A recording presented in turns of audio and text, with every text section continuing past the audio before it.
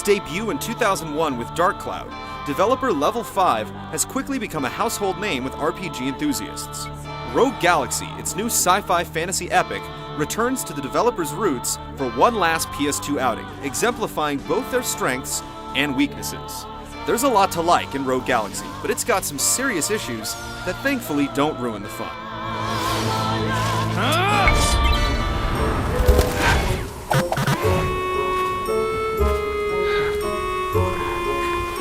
Jaster Rogue, an orphan on the planet Rosa, has always dreamed of going into space. As fate would have it, a case of mistaken identity leads to the nefarious space pirate Dorgan Goa recruiting the young bounty hunter. Pirates, huh? Thus begins his journey to save the universe from a war perpetuated by an evil corporation.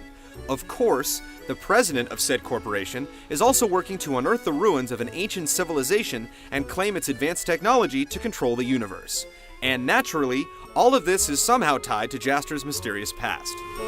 Story has always been Level-5's weakest suit, and Rogue Galaxy is a shining example of that. What you have here is an unending parade of threadbare anime tropes, predictably marched by bland characters. You've seen every one of these stereotypes before, acting out the same quests and forcing out the same emotions they do in just about every other RPG. With the exception of a few excruciatingly sappy, over-earnest moments, for the most part, the game's story is inoffensive because it never tries to be more. I thought I told you to stay away!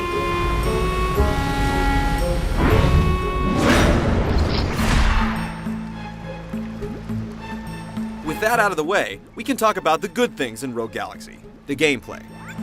Level-5's primary strength lies in its ability to vigorously scratch that obsessive RPG itch. And Rogue Galaxy is a veritable activity book, full of things to collect, level up, and kill. Like Dark Cloud before it, Rogue Galaxy is an action RPG, relying heavily on frantic button mashing. Unlike previous Level-5 outings though, this time you've got an AI-controlled party to help slice through the game's frequent battles. You'll directly control one of 3 characters at a time, but can issue orders to the others or take over their actions at any time. As you fight, you'll also build up combo attacks, impressive pre-animated sequences with timed button presses to deal massive damage and add a little visual spice. Character customization isn't too deep, but it's time-consuming, rewarding, and will motivate you more than anything. Every character can equip 2 weapons, one melee and one ranged, and after they've been used for a period of time and mastered, they can be tossed into, where else, the belly of a magic toad, to be combined with another to poop out a stronger weapon. Abilities are learned by means of the Revelation Flow, a huge chart of chained abilities and upgrades for each character. A hybrid of Final Fantasy X's Sphere Grid and Dark Cloud 2's Invention System, you unlock abilities in the Revelation Flow by slotting items into it, which unlocks the ability and preps adjacent slots. There's a ton of abilities to unlock, and most won't fill their flow before the game's end. While you go about these primary upgrade-a-thons, you'll also be able to increase your bounty hunter rank by endlessly killing monsters, and construct advanced items in your own personal factory. Surprising to no one, the game looks and sounds great. While there could be more monster types and location variety, what is here is exceptionally well made. The graphics are bright and colorful, and the infrequent CG interludes are attractive and well executed. I wonder where this is.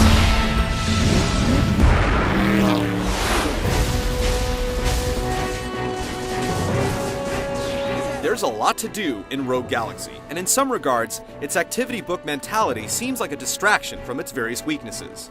Your mileage will vary, but it's without a doubt an engaging game while it holds your interest.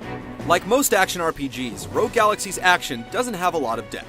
A few monsters have a little quirks you need to overcome, like using a certain weapon to make them vulnerable, but nothing that requires actual strategy.